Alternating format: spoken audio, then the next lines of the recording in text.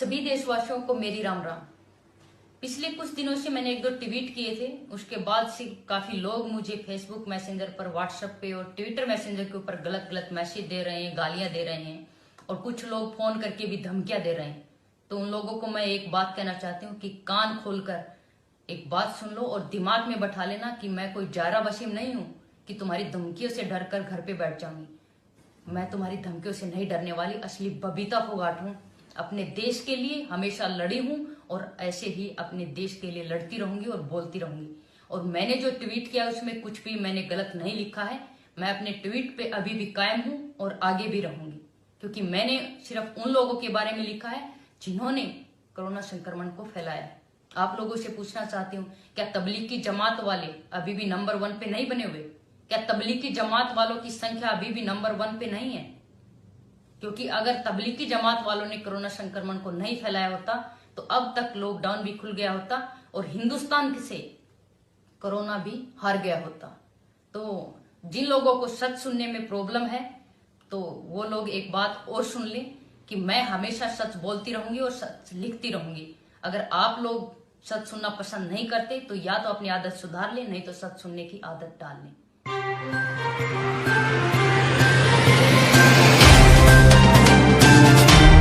आज बबीता फोगाट से पूछना चाहता हूँ, आप जिस धर्म के खिलाफ में चल रही हो, एक जमात को लेके, आदमी अगर खराब है तो उस आदमी को लो।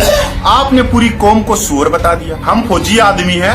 आपको ये मालूम है कि अगर फौजी बॉर्डर पर ना खड़ा होता तो आप जैसे खिलाड़ी नहीं बनते। आप ये बोलते कि मैं खिलाड़ी हूँ, हमने गर्व है कि आप हरियाणा की शान हो, पर आपसे भी अच्छे खिलाड़ी थे जिनका घर का ब्योत नहीं था, वो आज पानी के पता से बेच रही। ये तो हुड्डा की ऐसी तैसी थी जो जवान शहीदों का पैसा जिनको मिलना था उनको 20 लाख और तुम्हारे को 5 करोड़, आज तुम ओडी गाड़ी में घूम रहे हो बैठ के। ये पैसा हमारा शहीदों का था और आज शहीदों के बच्चे भूखे मर रहे हैं, उनका कोई पूछने वाला नहीं था। ये सारी हुड्डा की ऐसी तैसी थी हरियाणा में। देखो बेटी, बबीता माँ जोड़ के कहता हूँ, ये जहर मत फैला। हम आपका सम्मान करते, आप मेरी बेटी हो, पोती हो, लेकिन आप ये दो जहर फैला रहे हो ना। हम नौकरी करके आ रहे हैं मुसलमान भाइयों के साथ, जो हमारा उनका रहन सहन है बिल्कुल एक है, लेकिन आप किसी पार्टी के दबाव में आकर, हिंदू संगठन किसी पार्टी के दबाव में आकर ये बयान दे रही हो, ये आपके लिए गलत है। आपको शोभा नहीं देती, मैं यही कह सकता हूँ आपको। दूसरी बात, भाई जाट आरक्षण हुआ था हरियाणा में,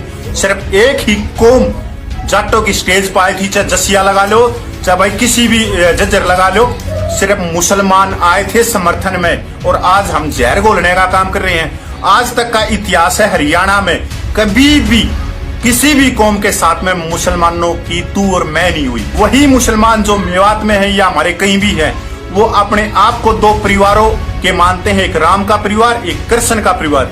वही मेव ने छाती ठोक के, जो जब राजा था दिल्ली सल्तन पे, मुसलमान था, उसके खिलाफ में लड़े। बेटी बबीता, ये तेरे को मैं वादे के साथ कहता हूँ, आपको साल या 2 साल के अंदर आपको ऐसे कर देंगे, दूध में से मक्खी को निकाल के फेंकते हैं, ऐसे भगा देंगे बाहर। पढ़ी लिखी हो और आप बहुत ऊंचा नाम करे, लेकिन आपके अंदर बुद्धि नहीं है बेटी। हमारे पैसे से तेरा घर भरा गया, तू ओडी गाड़ी में बैठाएगी।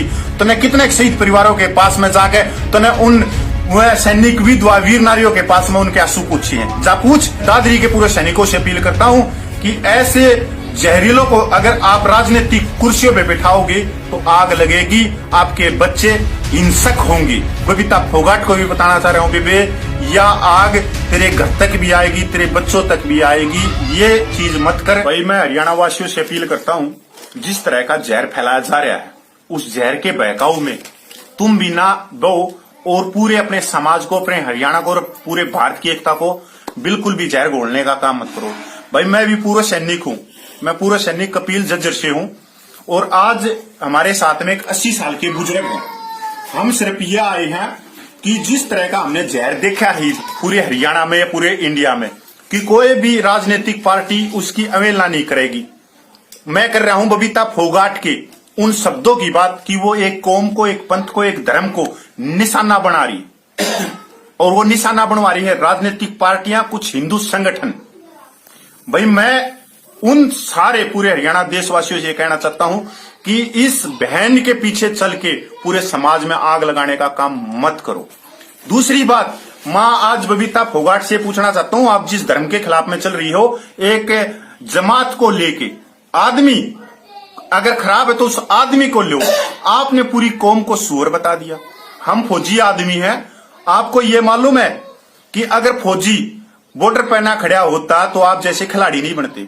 आप ये बोलते कि मैं खिलाड़ी हूं, हमने गर्व है कि आप हरियाणा की शान हो, पर आपसे भी अच्छे खिलाड़ी थे जिनका घर का ब्योत नहीं था, वो आज पानी के पता से बेच रहे। ये तो हुड्डा की ऐसी तैसी थी जो जवान शहीदों का पैसा जिनको मिलना था उनको 20 लाख और तुम्हारे को 5 करोड़, आज तुम ओडी गाड़ी में घूम रहे हो बैठ के। ये पैसा हमारा शहीदों का था और आज शहीदों के बच्चे भूखे मर रहे हैं, उनका कोई पूछने वाला नहीं था। ये सारी हुड्डा की ऐसी तैसी थी हरियाणा में।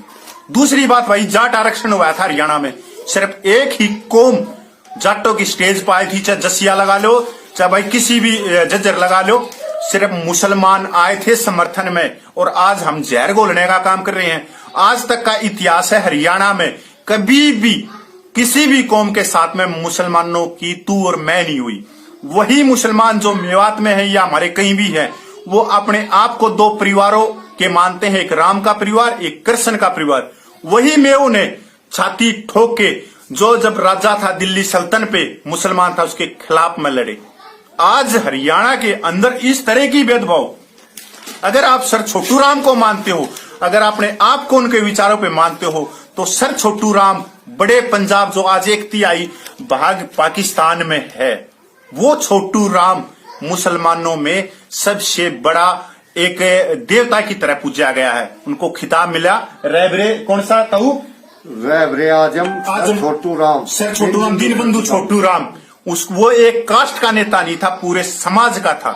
उन्होंने अपनी पार्टी बनाई और एक मुसलमान को उन्होंने प्रधानमंत्री बनाई। उनके खुद बनने के उन्होंने खुद इसको अस्वीकार किया, क्योंकि 62% बड़े पंजाब में जो जनसंख्या थी वो मुसलमानों की थी। उससे भी बड़ी बात, जिन्ना उस समय पे सबसे हिंदुस्तान में सबसे बड़ा नेता था। जिन्ना को कान पकड़ के पंजाब से बाहर फेंकने वाला सर छोटू राम था। वो उनकी खासियत थी उस समाज के अंदर, देशभक्ति के अंदर। आज हम जब मुसलमानों के ऊपर ये जहर फैलाने का या हमारी बाण है, इसको इसके दिमाग को हाईजैक करके इससे नफरत फैलवाने का काम कर रहे हैं। सर छोटू राम ने एक ही चीज बोली थी कि बोलना सीख लो, दुश्मन को पहचानना सीख लो। सर छोटू राम के भी खिलाफ में एक तो साहूकार वर्ग था, एक हिंदू संगठन थे, और आज बबीता फोगाट के पीछे एक तो हिंदू संगठन है, एक राजनीतिक पार्टियां है। आज जब एक आदमी ने जब पूरे हरियाणा को जलवाने का काम किया गया, उसको वो था कौन, सिर्फ सैनी। आज इसी कास्ट में और उसी कास्ट के अंदर एक डिम्मक लगा दी गई, किसके लिए, बबीता फोगाट के दिमाग में जहर फैला के। भाई अगर बबीता फोगाट को आप इतना हिंदू शेरनी वो कर रहे हो, हमने गर्व है उस पर समाज को मत टूटने दो, क्योंकि ये समाज जो हरियाणा का है वो बड़े ही एकता है। ताऊ तेरी बड़े तो दूसरी बात, हमने सेवा करी है मुसलमानों के साथ में, और ताऊ ग्रेनेडियर ग्रुप से है, उसके अंदर सबसे ज्यादा मुसलमान है। परमवीर चक्कर पहला वो भी मुसलमान ने मिला, विक्टोरिया चक्कर वो भी मुसलमान ने पहला मिला, मंगल पांडे का साथ देनिया भी मुसलमान, झांसी की रानी का भी साथ देनिया मुसलमान। सबसे ज्यादा शहीदों की लिस्ट भी देखोगे तो मुसलमान बहुत ज्यादा है यार, कौम में बड़ी बहादुर है। ताऊ एक में तू बता दे, 80 साल का है, बबीता फोगाट ने बेटा कह गए ये लड़ाने का काम मत कर। देखो बेटी, बबीता माँ जोड़ के कहता हूँ, ये जहर मत फैला। हम आपका सम्मान करते, तुम आप मेरी बेटी हो, पोती हो, लेकिन आप ये जो जहर फैला रहे हो ना, हम नौकरी करके आ रहे हैं मुसलमान भाइयों के साथ,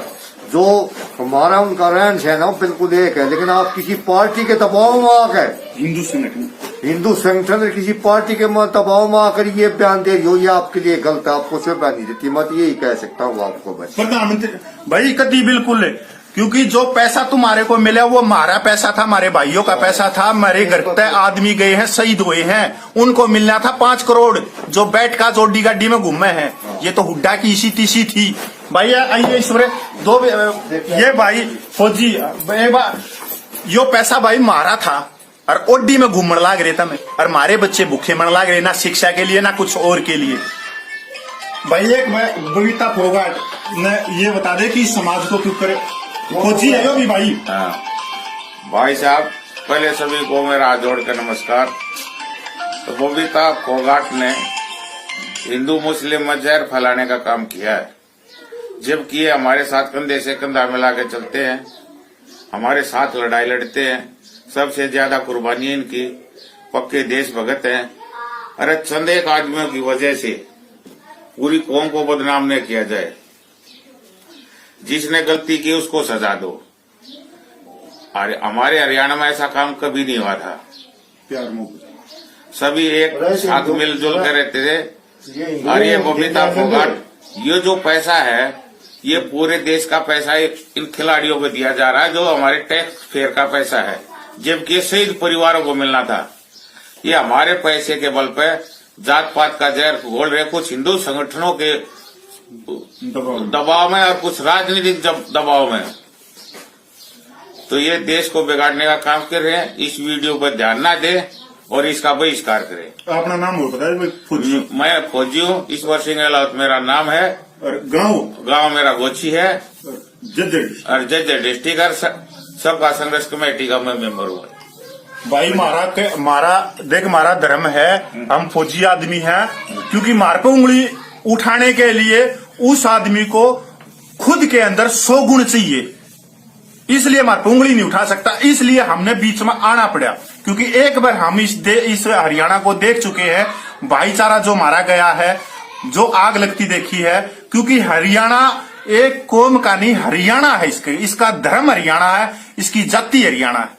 अरे हरियाणा तो पूरे वर्ल्ड में है। जहां हरियाणा आ गया, हरि की भूमि आ गई, हरियाली आ गई, और उसमें इस तरह की नफरत फैला रहे हैं। मैं बबीता फोगाट बहन को, बेबे को बोलना चाहता हूं, जो पैसा तेरे पास में है वो हमारा पैसा है।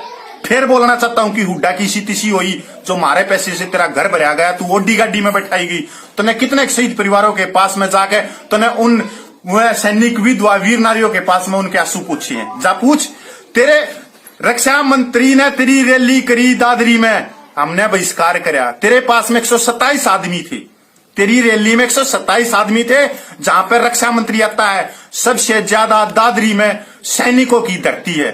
भाई सैनिकों से अपील करता हूं मैं तो कि भाई एक वही आदमी है जो शपथ लेते हैं बाइबल पे भी, गुरु ग्रंथ साहिब पे भी, गीता पे भी और कुरान पे भी, कि इस देश की रक्षा हम बगैर जाति के, बगैर धर्म के, बगैर पंथ के करेंगे, बगैर पूछे हुए करेंगे। तो मैं दादरी के पूरे सैनिकों से अपील करता हूं कि ऐसे जहरीलों को अगर आप राजनीतिक कुर्सियों पे बिठाओगे तो आग लगेगी, आपके बच्चे हिंसक होंगे।